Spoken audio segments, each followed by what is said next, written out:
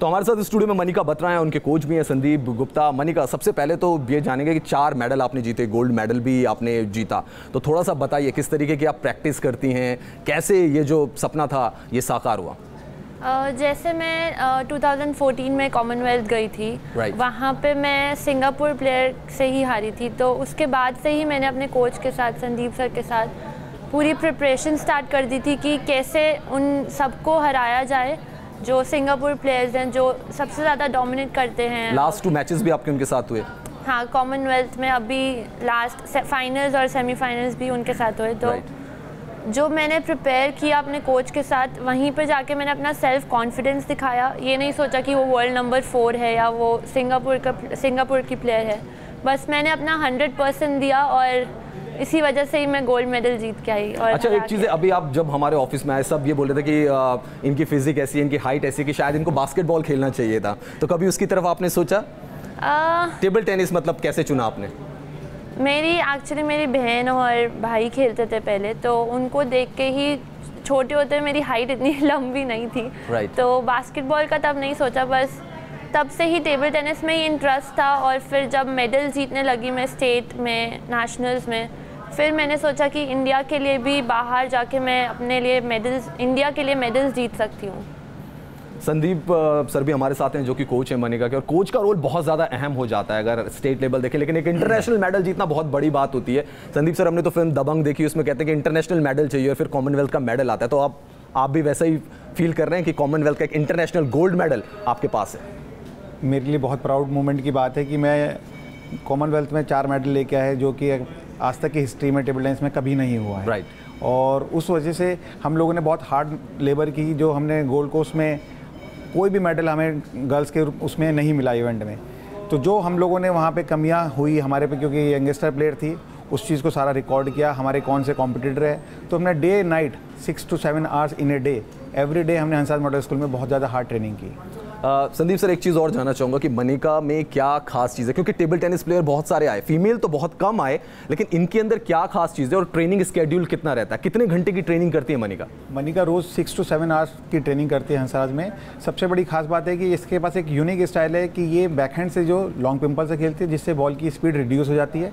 उसके बाद ये काउंटर अटैक करती है प्लेन रबर से स्विच ओवर करके, जो वर्ल्ड में इसके पास है और किसी भी प्लेयर के पास यूनिक नहीं है, जिसकी वजह से ये हो पाया।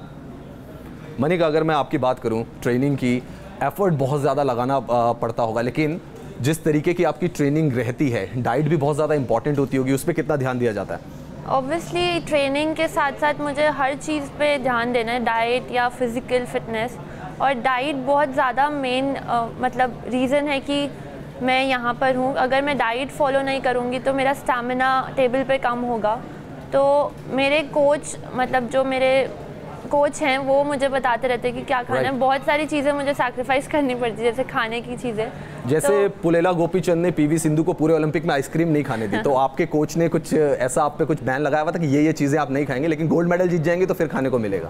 यस, मैंने कॉमनवेल्थ से पहले भी मैंने बहुत सारी चीज़ें नहीं खाई थी। मेरे कोच ने कहा था कि वहाँ chocolates and ice cream, yes, chocolates, ice cream, कुछ भी जंक फूड नहीं खाना। जब मेडल जीतेगी तो मैं खुद खिलाऊंगा अपने हाथ से। तो खिलाया आपके कोच ने? Yes yes. मनी सर कुछ पूछ रहे हैं? बिल्कुल, गोपीचंद जी ने तो मोबाइल भी नहीं रखने दिया उनको अपने पास, ताकि सो ये सब करना पड़ता है कोच साहब को। लेकिन मैं एक छोटी सी चीज़ पूछना चाहता हूँ, दोनों से ही मेरा ये सवाल है कि मेंटल स्ट्रेंथ बहुत ज़रूरी है, क्योंकि हम इनको खेलते हुए देख रहे थे और ऐसा लग रहा था ये इतनी पूरी तरह से फोकस्ड है कि इनको और कुछ दिख ही नहीं रहा और कुछ नज़र नहीं आ रहा। So mental strength international level पर जब आप खेलते हैं, उसके लिए कैसे प्रिपेयर कराते हैं? मेंटल स्ट्रेंथ के लिए हम लोग ऐसे प्रिपेयर करते हैं कि बच्चा जब भी किसी कंपटीशन के लिए जाता है, बड़े कंपटीशन के लिए, तो उसको बॉल के ऊपर फोकस करना, ना कि प्लेयर, क्योंकि बड़े नाम के सामने हम लोगों का प्रेशर सबसे ज़्यादा आता है, जिसकी वजह से मैच में परफॉर्मेंस लेवल बहुत लो हो जाता है।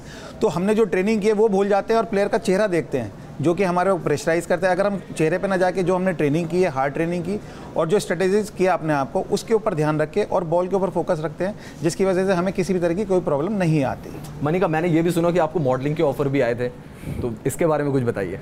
हाँ, मुझे आए हैं मॉडलिंग के ऑफर, बट मुझे अपना टेबल टेनिस में करियर बनाना था, कॉमनवेल्थ में गोल्ड मेडल आना था, जो मैं अभी लाई हूँ। तो क्योंकि पूरा स्टार्टिंग से जब मैं 4 साल की थी, तब से ही मैं टेबल टेनिस में ही हूँ और उसके लिए ही स्ट्रगल और सैक्रिफाइस कर रही हूँ। तो मॉडलिंग में जाकर फिर मैं टेबल टेनिस में अभी यहाँ मेडल ना ला पाती अगर मैं तब मॉडलिंग में चली जाती। लेकिन अब एंडोर्समेंट तो आपको ज़रूर मिल जाएंगे, क्योंकि जब आप सफलता हासिल करते हैं तो फिर एड्स और ब्रांड्स भी आपके पीछे जाते हैं। लेकिन मनिका, एक चीज़ भी है कि शायद जो आपकी हाइट है शायद टेबल टेनिस के लिए आइडल हाइट नहीं कही जाती है, क्योंकि हमने देखा कि जो सिंगापुर के प्लेयर हैं या चाइनीज़ प्लेयर हैं उनकी हाइट छोटी होती है और उनको ज़्यादा मास्टरी होती है, तो शायद इससे भी तालमेल बिठाना होता होगा ओपोनेंट को देखते हुए। हाँ, बट मैं अपना एडवांटेज भी समझती हूँ कि मेरी हाइट एक एडवांटेज है। मैं टेबल पे मेरी रीच अच्छी होती है, मैं हर बॉल कहीं से भी ले आती हूँ, तो और ये भी है। बट थोड़ा बहुत डिसएडवांटेज है कि मेरे को बेंड होना पड़ता है, तो मुझे उसके लिए बैक और मेरा कोर बहुत स्ट्रॉन्ग करना पड़ता है। जी हाँ सर, इसके बारे में आप क्या कहेंगे? इसके लिए सबसे बड़ी बात है कि प्लस पॉइंट्स ये है कि आपकी टेबल पे जो स्टांस होता है उससे रिकवरी आपकी ऑटोमेटिक रहती है, बट आपको जब टर्न करना होता है तो लार्जर एरिया कवर करना पड़ता है, जिसके लिए आपको स्पीड बॉडी के अंदर बहुत ज़्यादा रखनी पड़ती है। तो बहुत सारे यूरोपियन, आप सारे यूरोपियन प्लेयर को देखेंगे जो जितनी भी गर्ल्स हैं 5'8" टू लेके 6 फीट हाइट की है, तो वो उस पैटर्न को हमें अडॉप्ट करना पड़ता है कि ना कि खाली सिर्फ हमें चाइनीज़ या कोरियन या जापानीज़ के गेम पैटर्न को ऑप्ट करके ट्रेनिंग करनी है। जी मनिका, जब आप यहाँ से जा रही थी तो शायद इतनी भीड़ आपके आसपास नहीं थी जब आपका कंटिजेंट यहाँ से गया था, लेकिन जब आप आई तो शायद पूरा एयरपोर्ट भरा हुआ था। तो ये जो वेलकम होता है, जिसे हीरोइक वेलकम या हीरोइनिक वेलकम अगर मैं कह दूं, वो आपको जब दिखा तो क्या आपके इमोशंस थे? मैं इतना एक्सपेक्ट नहीं कर रही थी जितना इतने लोग आए, मीडिया, सब फैमिली, जो लोग मुझे जानते भी नहीं थे वो भी मुझे देखने आए कि मनिका बत्रा आ रही है, जो 4 मेडल जीत के आई है कॉमनवेल्थ से।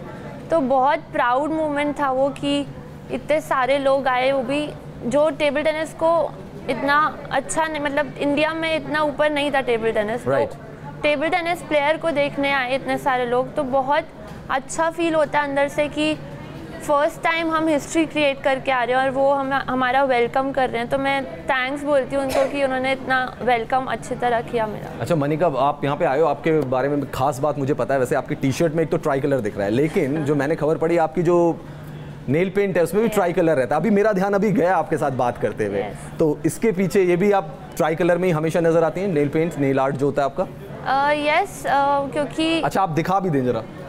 ऑलमोस्ट आ चुका है। ऑब्वियसली मेरे दिल में है इंडिया का फ्लैग, तो मैं हर जगह रखना चाहती हूँ। जैसे मैं खेल रही हूँ तो मेरी आंखों के सामने होना चाहिए वो इंडिया का फ्लैग, क्योंकि अगर हम इतना ऊंचा तक नहीं सोचेंगे, इंडिया के लिए नहीं सोचेंगे, तो हम कुछ कर नहीं पाएंगे।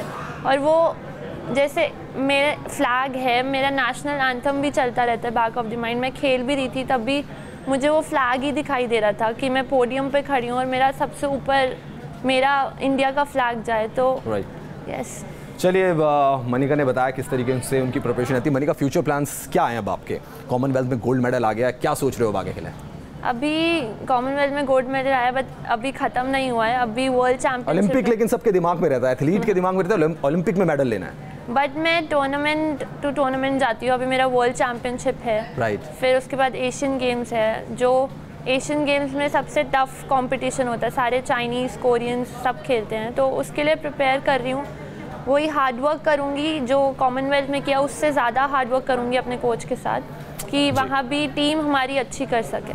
जी हाँ, बिल्कुल। मनिका बत्रा जो कि ज़बरदस्त परफॉर्मेंस देती आ रही हैं, कॉमनवेल्थ गेम्स में उन्होंने गोल्ड मेडल जीता, 4 मेडल भारत के खाते में आए। उनके कोच संदीप गुप्ता, उनकी भी कड़ी मेहनत रही और जिसका नतीजा है कि कॉमनवेल्थ गेम्स से भारत को इतने सारे मेडल मिले। हमारे साथ तमाम खास मेहमान जुड़े थे, आप सबका बहुत बहुत शुक्रिया। फिलहाल इस खास पेशकश में इतना ही। न्यूज़ नेशन पर खबरों का सिलसिला जारी है।